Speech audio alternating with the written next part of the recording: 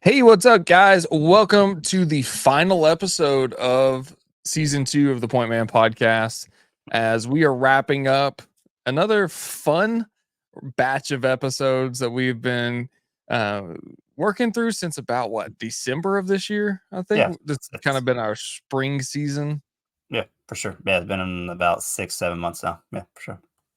Yeah, we quit counting, and I should have done it before we hopped on here, but I think we're over like 40 episodes Mm, of the podcast in all of these different forms. mm, Typically, when we're in this online format, we're doing a Bible study, but this week has been a bit insane with birthdays and mm, vacations and 4th of July and everything mm. else going on. So we're actually doing a normal Point Man podcast episode tonight. Yeah, I'm excited to finish the season up on a high note with some leadership topics. But yeah, I'm excited to get into it tonight. Sorry we couldn't be You're live together, excited but to finish the season on a high note with leadership, but from the yeah. lowest possible point Mm, of leadership. mm, I think is interesting. We always talk about leadership mm, as this like mm, empowered position, mm, but tonight we're going to talk about it from how do you lead from your mm, position when you're weak, whenever mm, you find mm, yourself in a weak spot. mm, When I think about this thought, I think about parenting most mm, because your kids rely on you regardless of what you're going through in your life. It's kind of a weird like you want to be selfish at times because you've got all mm, these things swirling around in your head. Your life per se doesn't stop whenever you have children, but it mm, kind of does in and of itself because you have this being that is relying on you to do the right things and to make the right mm. decisions. And so even in those moments of weakness for you, you have to be strong and become the leader for them. And so I wanted to kind of talk through some of that and look at that tonight. No, that's good. I have a couple of things to say, and I am glad that you wanted to speak to about being in this position because I felt like recently, for sure, felt like this, and there's been lots of times in my life where like, hey, you need to be in this leadership role. I'm like, I am not prepared. I am not. I don't have knowledge. I don't have the skills to be a leader. I don't have anything that I need to have that I feel like I need to have, and God's putting me in those positions anyway. So I feel like I have a lot of experience and be in a leadership position where I don't feel like I'm the best leader for the job, but God's given it to me anyway. But on the spot you're talking about being a parent and being a leader, reminds me of that commercial. I think it was a Dayquil commercial where it was like he comes into his kid's room and he's sick. You can tell he's sick, and his kid's like getting out of bed. He's like, "Hey, I need to take the day off of being your dad today. Yeah, Not yeah. feeling well." And he closes the door and it's like, "You can't really take the day off when you're a Yeah, parent, that's so it funny. doesn't matter. So I'm gonna get you some Dayquil, because you got to come to work no matter what when you're a parent." So, but that Gotta get is you some tough. Dayquil. Yeah, so before we discuss the practical Mm, of being a parent or being sure. a leader at your in your role at work, a verse that stood out to me whenever I was thinking through this one Mm, was Proverbs 16, verse 9, where it says, "The heart of man plans his way, but the Lord establishes his steps." mm, I there's times in life where you go through these moments where you were when I say weak, I'm not talking about you're weak and you succumb to some kind of sin nature, which that is a different conversation. And it is valid for this conversation as well. But what I'm thinking more of is like you just maybe you're going through like a depression, or maybe things are mm, not just kicking on all cylinders like you think they should, or maybe it just seems that you have a snowball of just bad things happening. Like your car broke down, mm, you, your business isn't doing good, someone passes away. Those storms of life that continue to seemingly just roll and mm, build and grow and snowball over time. You may find yourself in those moments. In this verse, in our minds, we like to make the plan to overcome these things. If we're mm, especially if we're used to being the leaders in all situations, or the leaders especially in our personal lives, we make plans to get out of these things, but then something else happens. mm, And there's an aspect of this where we have to recognize that like God's will for our life is greater than what we can even begin to understand and believe. And so we're going through these hard things. We think we can handle it. We find something else happens. We can't handle it. mm, We're still expected to lead, We're still expected to be the men that God called us to be.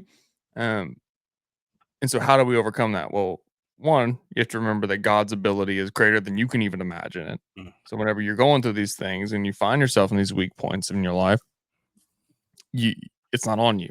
right. Like you have to turn those things over. You have to give those things to God. The second thing is to look at what's going on.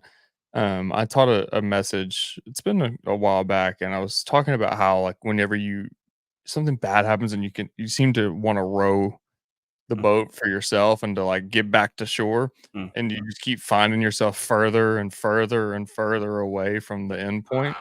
And it's because you yourself don't look around and be like, "Hey, all of y'all can help me get to where I need to go." yep. Or I actually was in the Jonah semesters where this conversation came up because it was talking about how he just was like, "No, I'm not going to Nineveh.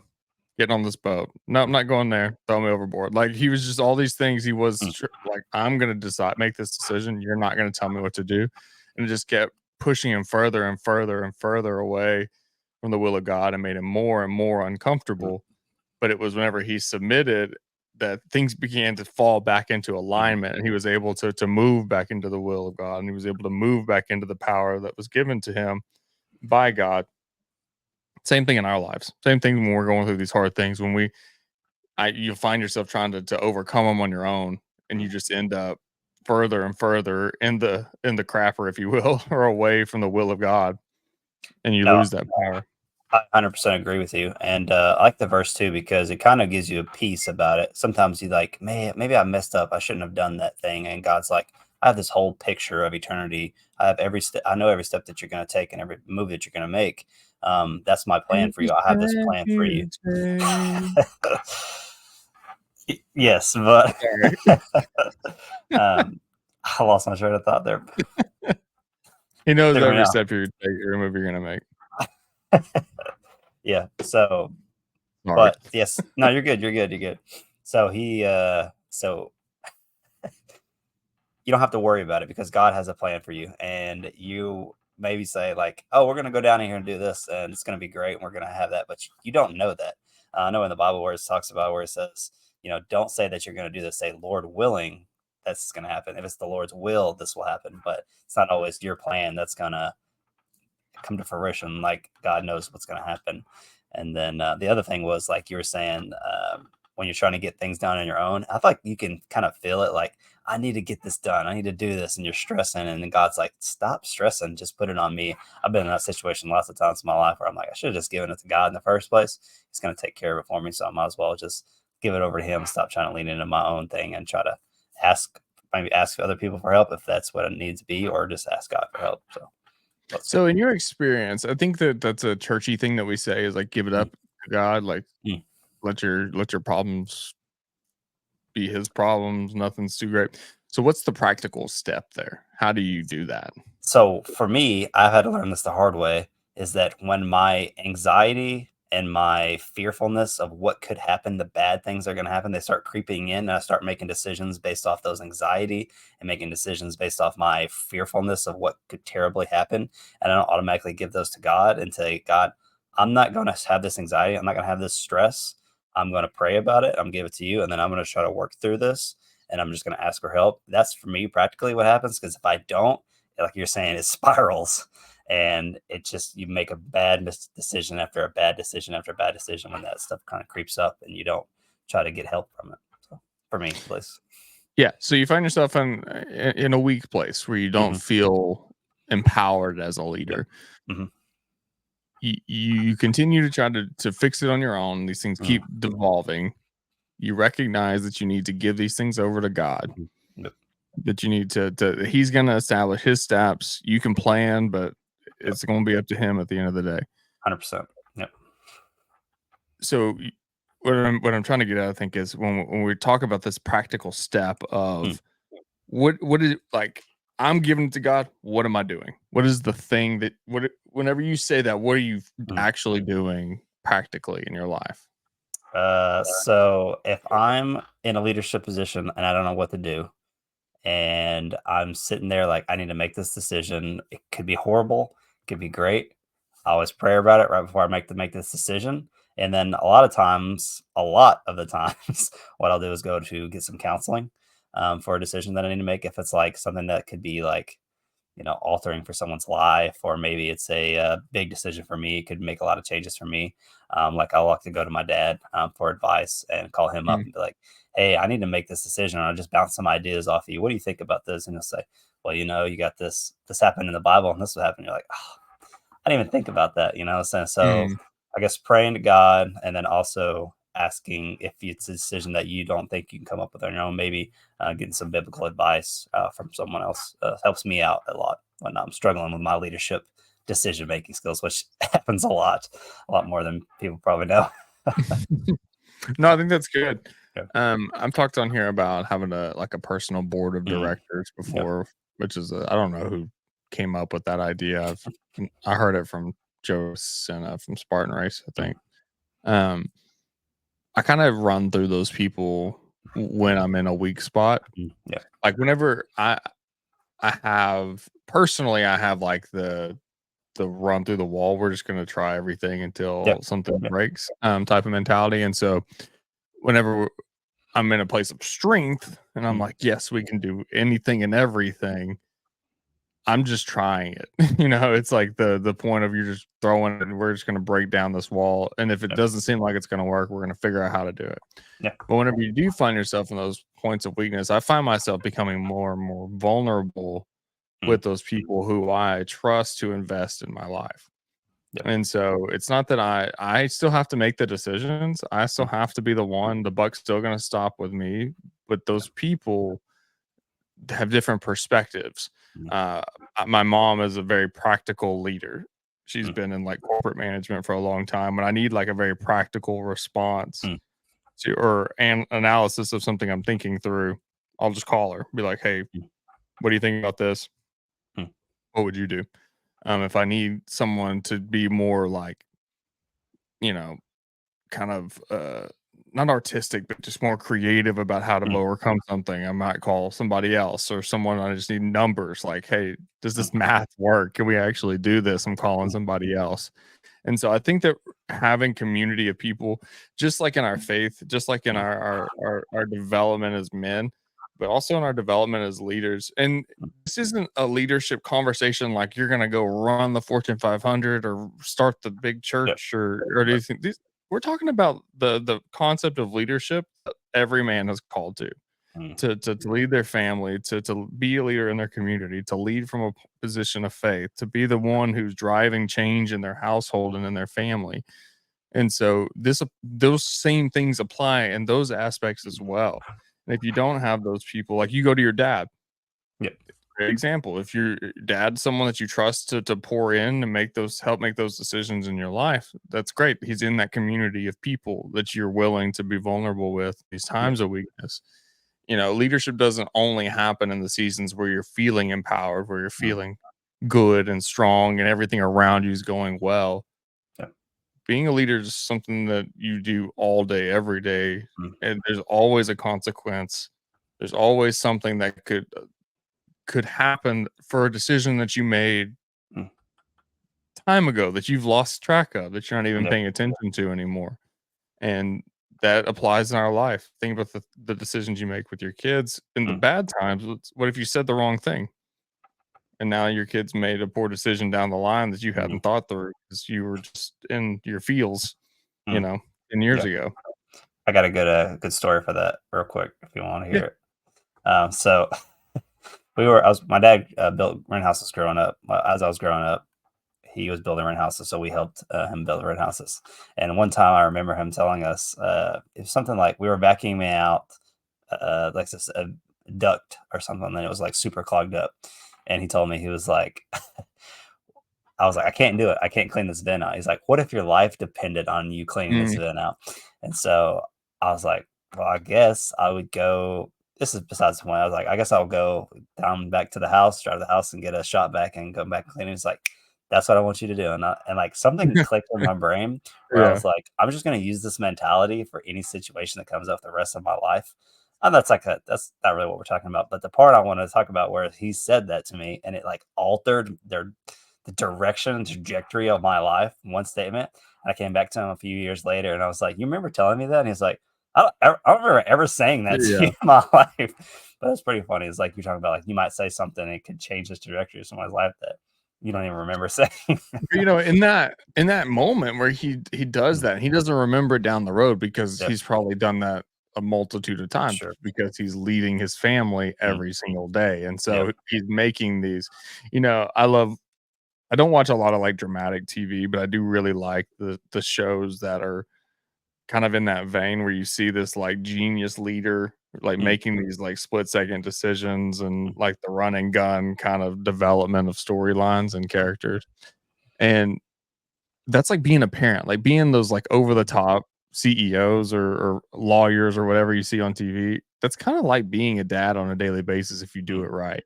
Like, you're constantly taking in the information, seeing the playing field of what's going on, and then deciding and making the maneuver for mm, your kids and for your wife and for, your family, like, every single day, multiple times throughout the day to keep this train on the right track. And so for him, he was just leading all yep, the time, and right, he was teaching you a lesson. He was mm, helping you grow, which is what leaders do, mm, and down the road, I'm sure that for all your brothers, he probably had there's probably a similar moment where he yep, said something to all of them, and it changed the trajectory of the way they view something. yep, Um, every great leadership book, they all start to sound the same after a while, but there's yep, always, like, something in each one that you pull out and you're like, "Oh, that's mm, great. That's a good nugget." yep. That's kinda like being a dad. Yeah, kinda reminded me of, like, Ricky Bobby when he told us, "You're not first, you're last." And like, "I don't remember saying that. I was high on peyote."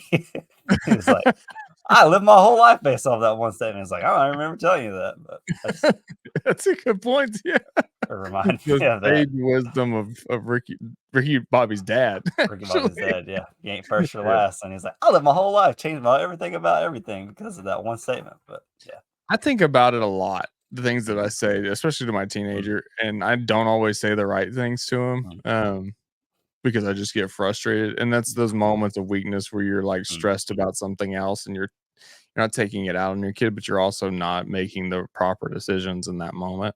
yep, And a lot of that's probably why the Bible discusses yep, leading your home first before you're leading outside of it. Make sure that you're making the proper decisions. Make sure you are raising up your children.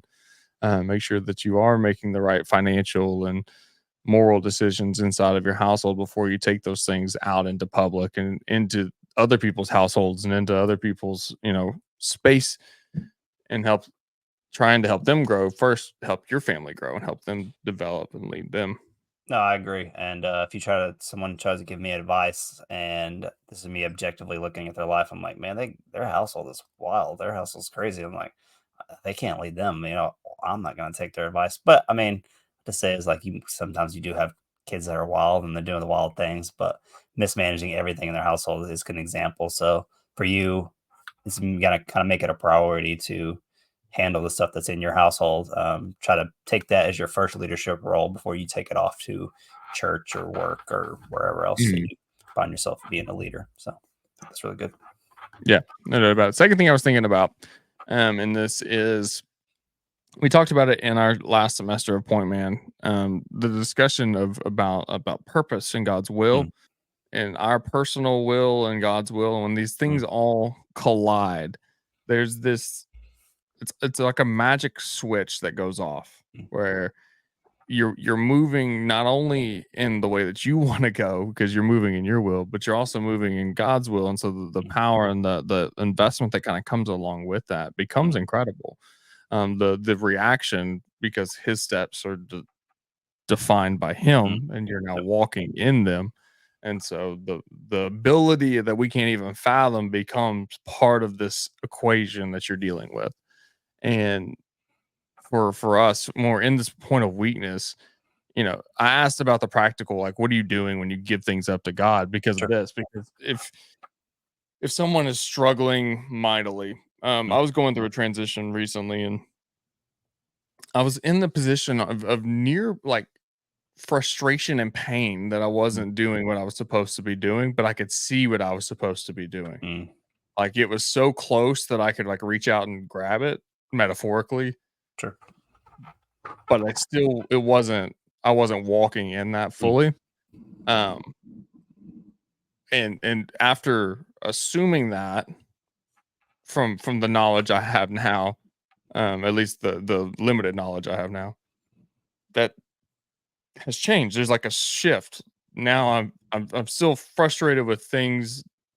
Everything just didn't become magic Yep. overnight, but moving in my purpose and my will that aligned with God's purpose and God's will, when those things collided, there is a freedom in that, and there's an energy in that, and there's a willingness to work and to move and to lead and to do things that you never really would have even thought that you'd Mhm. want to do Yep. once those things begin to align with one another.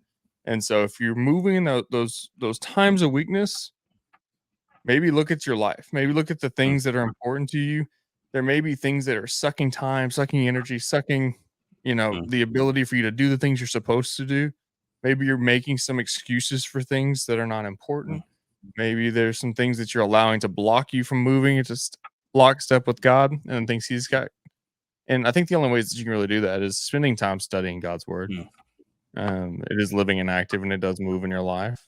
Praying and developing that community of people around you who are seeking the same thing at the end of the day. mm. No, I agree 100% with that. And the only other thing I would add to that is sometimes when you're going through those rough spots, like you were just talking about, like I'm not aligned with God. Like, God, why is these things happening? Like, I can see your will in my life. I can see the trajectory where I'm going, and it's not where I need to be going. And I feel like sometimes God's like, hey, I need you to handle this certain situation. I need you to figure this thing out in your life before I'm going to give you that responsibility. And sometimes God's not going to let you get to that where you want to go unless you figure it out. I think Pastor Scott was talking about this past weekend. He's like, you either learn from the Bible you read and you're like, okay, I'm going to do these things, or you can go through those hard trials in life where God's going to teach you the hard way. And a lot of times in my life where I've had to learn the hard way, where I'm like, I should have just listened to the Bible. I should have just read the Bible and like, okay, I'm not going to do these. I'm not going to make these mistakes. And God was like, okay, now I'm going to give you this responsibility and where you need to be going because you listened to me and you learned from your past mistakes that you shouldn't have been messing up in the first place. But Yeah, I heard 3 times Sunday. I'm pretty sure the quote was, "You either learn by mm, wisdom or by consequence." mm, You either listen to people who've been through something or you go through it yourself and you mm, figure it out, but either way, you're gonna learn.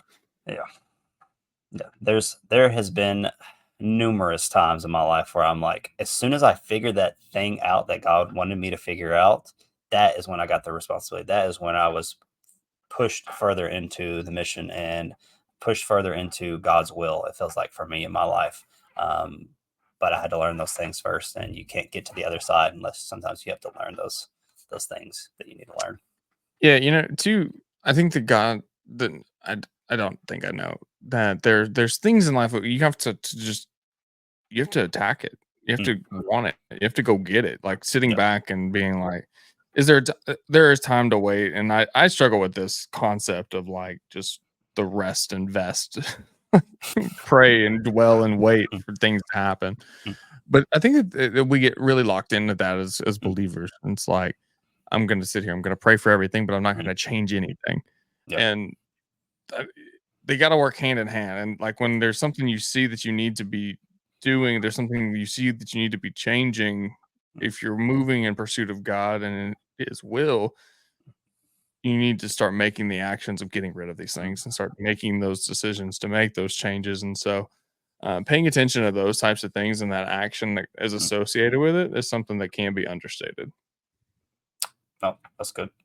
Mind if I read the verse that I was wanting to bring up Yeah. real quick? All right. So this comes from First Peter 5, 2 and 3. Care for the flock that God has entrusted for you. Watch over it willingly, not grudgingly. Do not for what you will get out of it, but because you are eager to serve God. Don't lord it over the people assigned to your care, but lead them by your own good example. There's like so many good little nuggets in those two verses before and after as well. But care for What the flock God has First entrusted. Peter First First Peter Peter 5, 2 through 3. yeah. Shepherd the flock that is among you, exercising oversight, not under compulsion, but willingly, as God would have you, not for shameful gain, but eagerly. Yeah, There's that's so good. the first thing that stands out to me is not for what you will get out of it. So watch over the people that God given you, whether that be it's like it hit me hard this today actually when I was reading this. I need to take care and watch over like all the responsibilities that you were talking about earlier, like your family first and foremost. Watch over them, take care of them, serve them, not grudgingly and not what you're going to get out of it. For your work people that you're taking care of at work, for your church members that look up to you as a leader, for our Before we you break it down like that, sure, sure.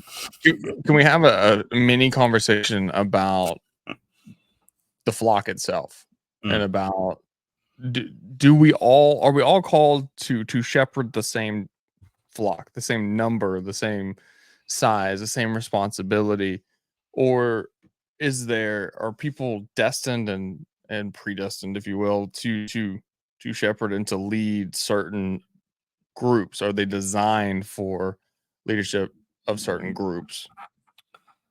I would say Side yes, because one of the examples I like to look at is whenever Moses was taking care of all of the stuff, and then all of a sudden his father-in-law Jethro says, "Hey, you need to assign people to take care of Yep. these tasks for you."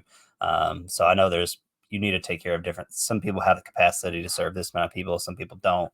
But God gives those to each of those individuals, and that's for them to figure out. But yeah, I think it's different size flocks for different people. Yeah. Different. I think influence is something that when we look around the world today, like influence can be developed. Mm, Influence can be found pretty easily if you really mm, want to work it. There's, systems and mm, plans to grow your community and grow your and with the right marketing and right movement, you could grow in number. mm, But influence, I think, is a gift. I think influence is something that, like, the ability to communicate with people, the ability to shake hands, kiss babies, and people feel connected immediately to someone. Those things that's a gift. That's a different mm, thing than just the ability to market and develop and grow in numerical numbers. mm, Um, but in that, I think when we start looking at this, like you're talking about, like not for personal gain. Okay, mm. the person who has influence over 30,000 people, Mm, he could seek personal gain from that 30,000 people, true. but so could the guy who has a family of 4. He Yep, could seek personal gain from that as well. yep. The scripture doesn't say, "Hey, if you have X number of people that answer to you, don't seek Right. influence, don't seek personal gain from those people." No, it's all of us. Yep. And when we start to talk about that difference in responsibility, some people are only ever going to be the leader of their family. Mm, They're going to be subordinate everywhere else in their life, but they're only going to be the leader to their family. Whereas some people are going to grow and they're going to have nearly unlimited influence mm. in the world around them, and they're gonna be subject to the same requirements and same requests. Yeah, I hear it all the time on the Craig Rochelle Leadership Podcast. Listen to John Maxwell always says leadership influence is leadership. They go hand in hand with each other. If you want to be a good leader, it comes with influencing, and influencing makes you a good leader. So you got to be careful about what you're influencing other people, but that's what makes leadership. And I like the other second part of that verse. Watch over illingly, not what you're going to get out of it, because you're eager to serve God. And then don't lord it over the people assigned to your care, but lead them by your own good example.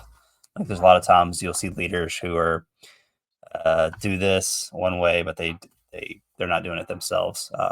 Not being that example that you want to lead, and you're not going to go follow a good leader who's someone who's not also putting in the work and leading it themselves. Just telling you how to do it instead of actually being that example. And that's something that for me, that's what I feel like that's what makes me a leader is I like to be the example. I'm not always going to be the guy who is in your face telling you what to do, how you're going to do it. Micromanage is not me. I try to be more of the example type leader, which some people don't like to follow the examples type leaders. They like the people who would tell them what to do, but gotta know your strengths and weaknesses. And I feel like that's one of the ways that I feel like I can be a good leader is by being the example. So Yeah, when you look at this verse, there's two words mm, in the ESV that stand out to me. mm, If you look at verse 2 and 3, that is mm, compulsion and domineering. mm. So what you just talked about, the one that's in your face, telling you what to do all the time, doing all Yep. those things, Mhm. not under compulsion. The Right. Bible uses that a lot. It's a choice. You come willingly. You do Yep. things willingly. You lead willingly. Mm, The people who you lead mm, submit willingly. It's not under compulsion, mm, but it's also once you're there, it's not domineering. When we mm. lead our families, we're not domineering to them. When we lead Yep. our communities, we're not domineering to them. Or our Right. churches, we're not domineering to them. We do lead by that example. And so if you're leading leaders, you should lead by example. If you're Yep. leading leaders and you're leading in a domineering state, you're not leading very many leaders. Mm. Because if you're always overbearing, always in their face, always yelling and screaming at them, that's not a leader that you're talking to. Yep. Because that guy's gonna be like, I'm out. I'm going over here Yep. and I'm Right. gonna build a new community. Mm. Because that's just how leaders are wired. They're not wired to sit there and take that. Yep. Yeah, I was talking to JC about it tonight, and she was like, "I feel like good leaders are not good at taking authority, or not good at being under authority of somebody else because Very they're well. like they're they're gonna Very buck well. heads with other leaders who are under there, and they can't have that buckhead attitude, or you're gonna run." I think it depends. I think leaders are okay with being in submission to other leaders if they understand and see the example being set by that Right. leader. 100%. Yep. Where leaders begin to butt heads and where they begin to have issues is when they look around and they don't see the example being set by quote Mm. unquote leadership around them. Yep. Because they're like, I know what it means to be in that spot. Mm. I have the same wiring as you do. And so you're not fooling me Right. Yep. by acting that way. You're not gonna get me. Um, I think too, you see it a lot. Leaders are not. Lord have mercy, this can't get anything to quit freaking ringing tonight. Um, but leaders who just throw out titles, you Mm. see that a lot. That's not really leadership. No. That's more. That's all eyes on me. Like Yep. look and see where I've achieved. There's a pastor I was listening to who he pastored a church for like 30 years and he never allowed anyone to call him pastor. Now I think that's a little overboard. Mm. Um, but he always wanted to set the example. He just wanted to be his name Mm. that people understood he led the church by the way he acted, the way he studied, Mm. the way he developed and led the people of the church, which I think is a cool concept. I think that there is something about being a pastor Mm. like that title is not like being CEO. That's a Right. different thing. Mm. Or being coach or whatever. It's a different leadership position with a different set of responsibilities. So I don't necessarily think that just omitting the title completely makes sense, Yeah. um, but the idea behind that was really cool. Mm. Because he's like, I wanted them to know who I was. I wanted that to be the example that I was setting Mm. for the people in my church. Yeah, I think the best leaders are not someone who throws around like whatever the title they have. The best leaders are the ones who you look into a room and they're the ones who are leading. They're the ones who are, scheduling, planning it ahead. The ones who you can get advice from. Those are the ones who are good leaders and people who you actually want to follow. So it's good. Yeah, without a doubt. Setting that example, not being domineering, Yeah. not under compulsion, but willingly, Mm. as God would have you. Not for shameful gain, but eagerly. Eagerly is another wild term when you Mm. start thinking about leader. Mm. If all the consequence and all the glory could fall on you, Mm. do you really eagerly want to run into that fire? That's kind of Mm. a wild term. It's an easy one to gloss over when you're looking at this verse, Mm. though. Talking about like Spider-Man, where his Uncle Ben tells him, "Great power comes great responsibility." You're just full of silly, I just keep pulling them out tonight. silly movie quotes tonight. That's all I got. That's all. It's just a Rolodex of Mhm, mhm. quotable movies. Um, I mean, it's true though. Yep. It's true though. And I think that's anytime you see someone who's like being pushed into a position, maybe that is not the right fit for them. Mm, Now, on the flip side, everybody wants to be the head honcho until they start getting in trouble for not mm, succeeding as the head honcho. So yeah. there is No, some of that eagerness that has to be tempered at times. yeah, without a doubt, and, like I was saying when we started, talking tonight that, I get into some for some reason, I get pushed into leadership roles, and I'm like, "I am not the guy you want leading anything," and, I feel like I have to always ask, God, like, what why am I being pushed in this leadership role? And God's like, "I just need you to be that this is what I need you to be, and like I need you to be you." And I'm like, you don't need me in this leadership situation. And God's like, I need you to be there. And I'm like, okay, whatever, let's do it.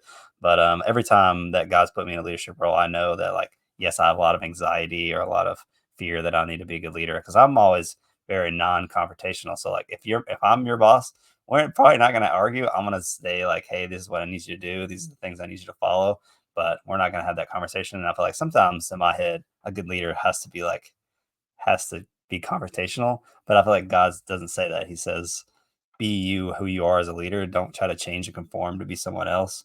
But sometimes I get that like, man, I feel like I'm not a great leader. I'm not doing what I'm supposed to be doing, even though I'm in these roles that I get put in sometimes or placed in Good. sometimes. But yeah. Yeah, it's a different view on weakness too, Mm, and coming from a place of weakness, coming from a place of mm, and people like to use that imposter syndrome yes. term Yep. when you start talking about especially things that are like in the public eye. I like to look Yep. at things like, nope, you're acting on an imposter. Mm, Which I think that that's a good thought. I was listening to Nathan mm, Finocchio. He's like a theologian. He mm, used to be a preacher, teacher, maybe still is. I'm not sure. I know he's a theologian. And he's really kind of eclectic and cool to listen to. But he was talking about he asked a preacher he respected one time. He's like, "How do I be the best preacher that I can be?" mm, And he's like, "The you that's sitting in the backseat of my car right now talking to me is the mm, you that you have to be when you're on stage talking." yep. He's like, "That's the only if you're doing anything else, you're not genuinely being who you are Yep. supposed to be." Which I thought when I heard that, I was like, "Oh, that's so cool." Because you know, there's like a mold of a leader, there's a mold of a Sure. preacher, there's a mold of a dad, there's a mold of all these things, and there's like tenets and aspects of them that Yep. are right for everybody. Right. But there's also other aspects of it, like genuine being a genuine person Mm, in the good times and the bad times and the whatever, like yep. that has so much more value than people recognize. Like to show that you are going through something hard isn't a sign of weakness Yeah. as much as it's a sign of like humanity. Like, that you deal with things as well. And in my experience in my life, that's actually an empowering thing when it Mm, comes to leading people because now they understand that, like, hey, you care about us and mm, this other thing, and these other things are going on. And yep. so I think being genuinely who you are and not worrying about the imposter syndrome or Mm, not worrying about I'm not a leader. Like, well, if you are in leadership positions and you keep succeeding and you keep finding ways to mm, do it, maybe you are. yep. maybe maybe you're selling yourself short on what you're supposed to be doing. If you don't think that you can be the best dad that you can be, that you keep screwing up, that you drink too much, you stay out too late, Mm, you gamble the family's money away, like, hey, you're still called to be the leader of your mm, family, mm, so you may need to stop some of these other mhm, things. And it's an uncomfortable conversation, but don't look in the mirror and say that you're not a good dad. You're just mm, making a bunch of crappy decisions at the moment. You're going through you lost your job and, like, you can't support, and so you're depressed, and mm, it's a it's a genuine place to find yourself as a father. Like, you're kinda wired to lead the family in that financial aspect as well. Not I know that doesn't always work out, but, like, maybe take a shift that's beneath your previous mm, position. I might knock you out of that funk that you find yourself in, where you're just sitting around, "Woe is me" on this moment. Being the leader means sacrificing. It mm, means to doing the things you don't want to do when you need to do them, mm, and defining yourself in those positions and being empowered and strengthening the people around you, even from that place of weakness. yep. I agree. People are going to connect with your weaknesses more than they connect with what you say. I've heard that a million times, and I know it to be true. And whenever I'm in those leadership positions and I'm like I act out of character for something that I wouldn't do, it never ends well. I'm like, No. oh yeah, I need to be doing this because the leaders would do this, and it hasn't ever ended well for me. So I know the like tenets that I need to have to be a good leader and myself, and to merge those together.